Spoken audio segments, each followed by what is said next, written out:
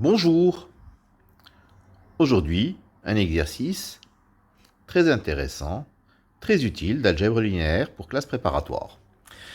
Nous disposons de deux matrices A et B, deux matrices carrées d'ordre n. Nous supposons que A admet n valeurs propres distinctes et que les matrices A et B commutent, c'est-à-dire que AB égale BA. Montrez que si x est un vecteur propre de A, alors x est un vecteur propre de B. Alors, la résolution est la suivante. A est donc une matrice carrée d'ordre n, B également, AB égale BA. A, nous avons dit qu'elle admet n valeurs propres distinctes. Donc A est diagonalisable. Non seulement diagonalisable, mais chaque sous-espace propre est de dimension 1.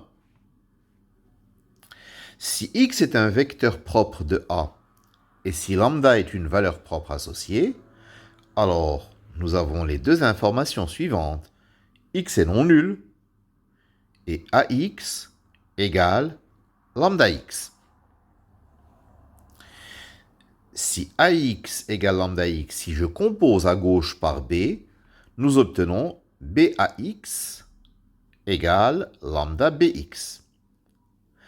Mais A et B commutent, c'est-à-dire que AB égale BA. Donc, ABX égale lambda BX. Nous allons poser Y égale BX. Ainsi, nous obtenons AY égale lambda Y. Ça nous suggère que peut-être Y est un vecteur propre, mais dans ce cas, Y serait obligé d'être non nul.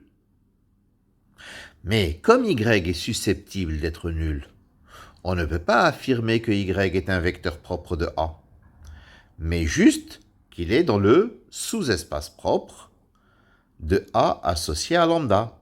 Ainsi, Y serait dans SEP, c'est-à-dire sous-espace propre, de A associé à lambda. Or, ce sous-espace est de dimension 1.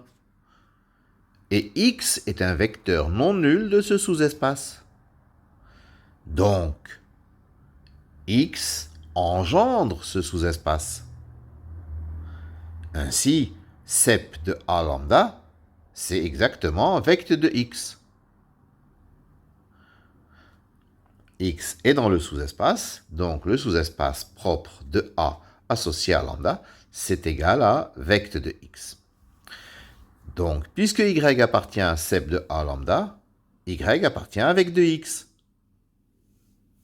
Donc Y est un multiple de X. Ainsi, il existe alpha appartenant à R, tel que Y égale alpha X.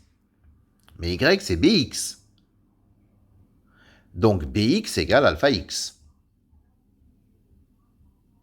Ainsi, X appartient au sous-espace propre de B, associé à la valeur propre alpha.